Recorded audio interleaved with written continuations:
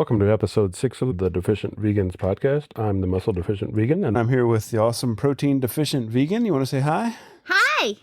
Hi. So last week we talked about how to track your calories. This week we're going to talk about how to burn or use your calories.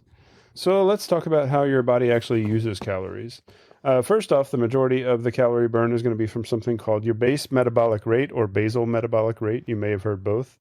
This is mostly determined by your biological sex, your age, your weight, your height, and your body fat percentage. This makes up the majority of the calories you burn throughout the day naturally, no matter what you do. Then next, for the actual total calories you burn throughout the day, you take that basal metabolic rate and you add on top of it your activity level, which is technically comprised of exercise activity and non-exercise activity at a high level.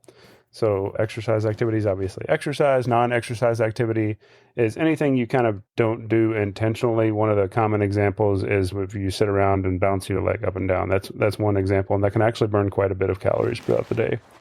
And then the last factor of your total daily energy expenditure is just the thermic effect of food. You don't need to think about it too much, but basically when you eat food, your body digests it, and that uses some calories. If you want to calculate your TDEE, you can find many calculators online. So the one I like is tdeecalculator.net, but you can use pretty much any of them. So the things you'll need for the calculator are the things we talked about before for the base metabolic rate. And on top of that, you will also need to put in your activity level. Yeah. Be honest here. Yeah. Really do some soul searching. Right. So there are a couple of options for the activity level. Typically, depending on the calculator, you'll see maybe a couple, maybe a whole lot. But generally, you're going to see sedentary, which is an office job. This doesn't necessarily mean you literally sit in your house and don't do anything. In fact, that could be even a lower activity level that some calculators do account for. But sedentary is typically seen as you don't do any intentional exercise. Maybe you walk around a little during the day. Maybe you go into the office for work. So you're up and moving around throughout the day, but you're not really doing anything intentional. So that is considered a sedentary for the activity levels on the calculator. Next up is light exercise. So if you do exercise 1 to 2 days a week, or even if you do some light walking 3 to 4 days a week, you would probably fall into this light exercise category. After light exercise, as a moderate exercise category on the calculator I referenced specifically, this is exercise 3 to 5 days a week, or maybe you do physical work, or you play sports a couple of days a week, or maybe you work in construction, something along those lines. Even if you don't do actual exercise, that work is a little harder, so you're getting in kind of the same activity. Okay, I have a question. So I have an office job, but I do work out 3 to 5 days a week. Which one do I pick? If you have an office job and you work out 3 to 5 days a week, you're probably still going to be in the moderate exercise range. Okay. Yeah. So I'd say if you do exercise, I would just default to picking the activity level that aligns to the amount of exercise you do. Fair. The next one is heavy exercise. So this is going to be basically if you exercise almost every day, or if you play a sport several times a week, or if you work in some kind of really hard labor job. A real sport, not like bowling, right? Well, I guess it Does depends bowling on count? How energetic are you when you're How bowling. aggressive do you bowl? I've seen the movies about bowlers and they dance a lot, so maybe that That's would true. count. That might count. Yeah. If you have a What really about ping pong? really hardcore celebration dance. Ping pong seems like it would be really hard, actually. Lawn darts? Okay, no, yeah. I think anything where you're drinking a beer as part of the count. competition probably doesn't fit into that. No cornhole. Yeah, no cornhole.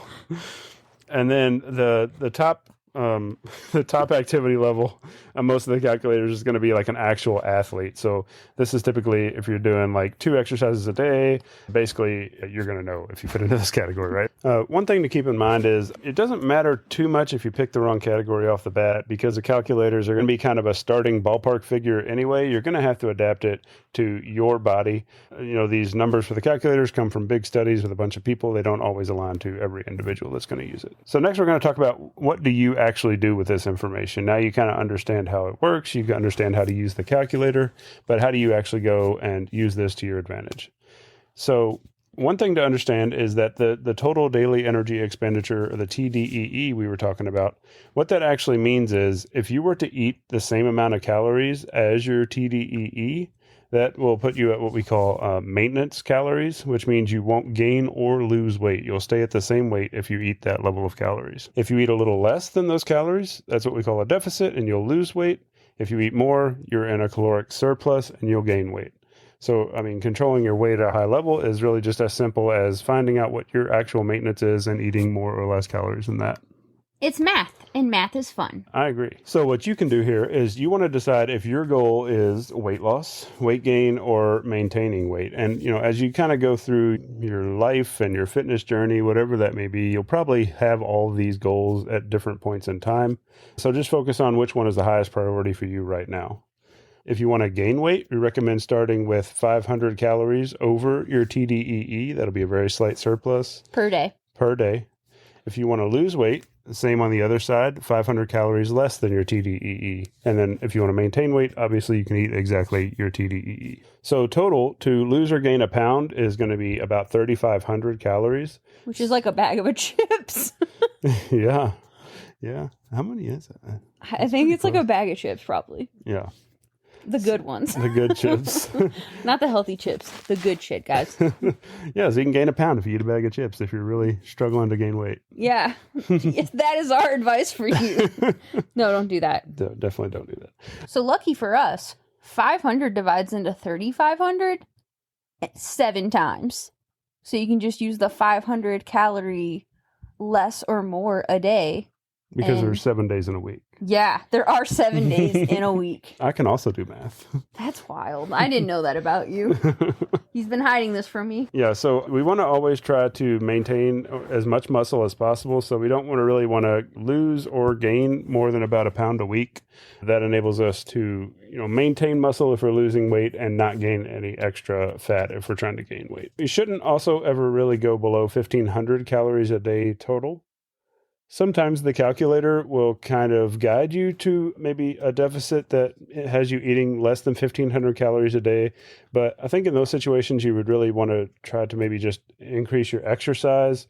The problem is if you go too far below 1,500 calories a day, you can start running into nutrient deficiencies and really low energy and hard recoveries and a lot of other issues like that. Like hunger. Also, hunger is a very real problem. It is. So I know 1 pound up or down a week doesn't sound like a lot, but I mean, really slow and steady is the way you want to do this. You've got your whole life to hit your fitness goals and live a long, happy life. So there's no reason to rush it by a couple extra months and risk doing it, in a way that makes you gain extra fat or lose a bunch of muscle or just generally feel like crap. Or yo-yo. Yeah, yo-yoing is actually really bad for your health and your heart and your skin and everything else. So. Yeah, for instance, not like anyone I've known, me, has ever done this, but you're like, I'm going to do P90X and I'm going to go so hard and I'm going to eat 1,400 calories a day and do P90X every day. And then eventually you get to day, I don't know, let's say 63. That's your breaking point. And then you just eat Cheetos, Yeah. And you probably didn't recover that entire 63 days. I don't think so. Yeah. Yeah. So don't do that. Right. So it's way more sustainable to just do a small calorie adjustment like this. You end up with a better end result because you're more muscle and you feel better. You end up with less loose skin if you're trying to lose weight. Losing weight slowly is one of the few ways to kind of help reduce loose skin in the end result. And then it's also better for your heart. Gaining or losing a lot of weight really quickly can be a big strain on the heart. And you know what they say, you've got to listen to your heart when it's calling for you. There's nothing else you can do. Do they say that? It's a song. Okay. So now we know kind of what the body does with the calories. We know how to pick the amount of calories you want to try to eat. So how do you actually track this and put this into action? So first things first, you will see calories burned on fitness trackers and exercise equipment and some stuff like that. And that tends to be kind of one of the first things you want to think about when you start thinking about calories, because you're like, oh, I got on the elliptical today and it says I burned 600 calories. So those are usually pretty wildly inaccurate, even on the high-tech fitness watches and stuff you wear. They're not very good. So you can use those as trending your effort. So if it says you burned 500 calories one day doing a 30-minute run, and then the next day you did another 30-minute run, you only burned 200 calories, you can kind of know maybe you didn't run as hard. But I definitely wouldn't use any of those calorie outputs for anything related to deciding how much you're going to eat. It's just not accurate enough for that. Oh, also, if you happen to have your fitness tracker hooked up to MyFitnessPal and maybe some of the other food trackers, I'm not sure, there is a setting where it's going to try to give you back the calories that you quote unquote burned for exercise. You definitely want to turn this feature off because it will mess you all up. Yeah. You might end up gaining weight. Yeah. Another calorie tracking app that might be good and is especially good for a beginner just getting into the idea of calories and all this TDEE stuff is called Macro Factor. Basically, what it's going to do, so we told you that the TDEE calculators are just kind of a ballpark and needs to be adjusted for your body. Well, Macro Factor kind of does that automatically. They have an automatic diet coach. So basically what happens here is you weigh yourself, a couple times a week as you go through your process.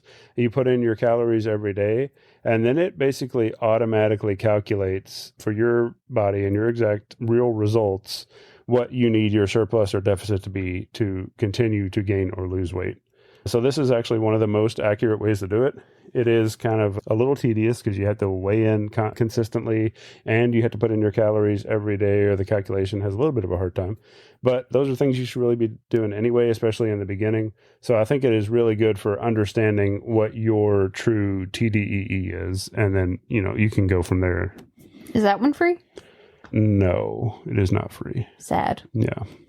I don't know. I don't think it's very expensive, but it's definitely not free. So also another tip on this, with the macro factor thing, it makes it automatic. But even if you're not using macro factor, you do want to be weighing in pretty often. So we recommend, weigh in at least probably 2 to 3 times a week. I like to weigh in every day. Another important thing is to do it at a consistent time. The most consistent time you can probably do it is in the morning, first thing after you go to the bathroom. That way you weigh about the same as far as water fluctuations and things like that from day to day. And do it before you take a shower, because if you're a girl, it will add weight because you'll hold water in your hair and you want that extra 0.5 pounds. I never thought of that. That's an interesting point. It's really important. Yeah. Yeah. Yeah, so weigh yourself every day. Make sure you can take like the average throughout the week instead of just looking at each day individually. Take the average of your weight throughout the week and then watch that over a couple of weeks. And if you were targeting to gain a pound a week, you can look over a 2-week average and see, was I averaging a pound a week? Do I need to increase calories? Do I need to decrease calories? And then you can just kind of keep doing that on a continuous basis. And then also remember, as you gain or lose weight, your caloric needs and your TDEE will actually change. So if you go and lose 50 pounds, your TDEE is going to be lower than it was, when you first started. So you're going to have to adjust your calories anyway. So I think what you're saying is the lesson here is use TDEE as your starting guesstimation. Right. And then you're going to modify that based on what you're actually tracking for your weight each week. Right. Yeah. Well, we see a lot of people go and use the calculator and they'll say, this is my deficit. And then they'll try it for like 6 weeks. Yeah, and they'll don't say, do that. I'm not losing weight. This is my deficit. Well, what's actually happening there is you're not really in a deficit. The calculator was maybe just more off for you and you never really went back and adjusted that for yourself. Yeah. So check and verify it. Yep. So that's really all you need to do to put some of this stuff into action. And then next week, we'll talk more about like macronutrients and maybe some other nutrition type things. Yeah. Okay. So now we want to jump into the recipe roundup, which is always pretty exciting because you get to remember all the delicious food we ate while we were trying to make these for you guys. All the good times. Yeah. All right. You want to talk about the first one here? We made loaded sweet potato fries. They were really good, I thought. Yeah, I thought so too. I had it as a tofu cheese sauce. Yeah. Which is actually quite delicious. Yeah. And we even ate it on tortilla chips. And that was pretty exciting. Yeah, I've had loaded fries a lot. I think this might have been the first time I had loaded sweet potato fries, and it was actually really good. Yeah, it adds like a little extra sweetness because, I guess they're sweet potatoes. That does make sense. Yeah. Next, we made a peanut butter chocolate protein cheesecake. Oh my God, this was so good. Yeah. I think we should just make these every week, actually. I think we should make them multiple times a week. I think actually this is all I'm going to eat for the rest of my life. Yeah. 41% protein, so you probably could eat it the rest of your life and hit your protein goals just off this cheesecake. If you're going to make anything we're talking about, it needs to be this. Yeah, it's pretty intense in a good way. Yeah, it's really good. Also, another cheesecake / pie, we had a peppermint chocolate cheesecake. I really like that one. You don't like peppermint and chocolate, but I thought it tasted fantastic. It was definitely very pepperminty. I can appreciate the mintiness. Yes. That one is 36% protein. Yeah. Next, we had some gingerbread cookies, 29% protein cookies. Hard to go wrong there. Yeah. We used TVP again because it's magic. Works great. And these were really chewy. Yeah, they were. which I know you like that. They were soft. We also had some stuffed mushrooms. These were super good. It's been a long time since I've had any stuffed mushrooms. I kind of forgot what they were like, but I'm still pretty sure this is the best version of it that I've ever had. Yeah, they're really easy to make too. You just basically you just put TVP and a little bit of like super finely chopped mushrooms and some like a flax egg and some spices, and then you shove them in the mushroom, and then you cook them for like 20 minutes, and they're perfect. Yeah. Oh, and like a little bit of vegan parm. Yeah. And they're bite sized. There's awesome. Oh, they're so good. Yeah. I didn't know there was a like cut mushroom in the mushroom. Yeah, it has the moisture. That's how it gets moisture. Oh, speaking of moisture with TVP, just so everyone knows, when we're baking with TVP, we are not rehydrating the TVP. Like, these are super easy recipes. You just mix in dry TVP. Yeah, we've gotten that question a few times. Yeah. Yeah. Which makes sense because I think people just aren't used to baking with TVP in general. So this is a lot of new territory. Everyone's used to adding the water. We do not add the water to the TVP on the baked goods. Yeah. Yeah. Cool. Next, we had some fake bacon bit scallop potatoes. Dude, those were fucking good. Yeah. These were the fancy ones, right? Where you stand them up. Yeah. So that didn't really go super well. Standing up potatoes on their edge, that's not super fun. So probably won't do that again. They tasted great though. Yeah, they were great. 30% protein. Also, garlic mushroom Alfredo, 35% protein. That was good. If you like pasta, this one is definitely a good way to go. Really high protein pasta. Super easy to make. Yeah. We've also got 3 other recipes that aren't quite posted yet. They're still work in progress, but they will be up way before the next podcast, so we're just going to talk about them here. We got a bacon mac and cheese. Yes, that was so good. I took it for lunch a couple days. What do we use for the bacon on that? It was TVP. And actually, I was eating it at work, and this one guy was like, wow, bacon mac and cheese? That's awesome. And I was like, it's vegan. And he was like, It's still awesome, right? Yeah, got him. Yeah, it's always weird in those situations because you want to be like, try it, but also you don't want to give them part of your lunch or anything weird. No, so. I can't give up my lunch. Yeah, so I don't know.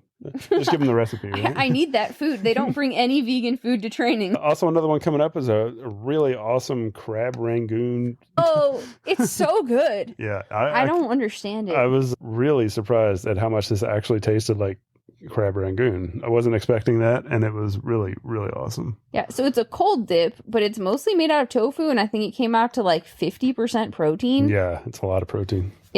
But it's really good. It's like the perfect balance of a bunch of flavors. I think it tastes like crab rangoon, but obviously I haven't had crab rangoon since I was 12, so this is a faint memory. Yeah. I mean, it's definitely got that like signature flavor. I'm not exactly sure how you did that, but Worcestershire sauce or Worcestershire. Worcester? I think it depends on where you are. Let's Worcester? call it whooshy. Wishy Yeah, sauce? it's got whooshy sauce, guys, and green onions. All right, and the last one we got coming up is a holiday cheese dip. That one's really good too. Yeah. That one it's a tofu cream cheese with craisins, sunflower seeds, and green onions. And it mixes together and is kind of perfect. You just eat it on crackers. Yeah, it's really good. The green onion really gives it a really nice flavor. Yeah. And it gets even better just sitting in the fridge. Yeah. I feel like it was even better on day 2, Yeah. 3. Yep. Yeah. If it lasts that long. Because you'll eat it. Right. Yeah. All right, I think that's it for this week. Next week, like I said, we'll be coming back with some more of the fundamental series, talking about macronutrients, probably some micronutrients, talk a little bit about fiber, and probably some other nutrition things just to get you started out. So good luck with the TDEE calculations and trying to figure out what you want to do with your calories. Let us know if you have questions. Yeah, as always, hit us up if you have any questions. You can email podcast@vgainsfitness.com or go to the website and leave a comment, or go to our social medias and leave a comment, or even send a direct message. All that stuff works. And you can see links for all of the places you can find us in the show notes. So I think that's it. You want to say bye? Bye. Bye, everybody.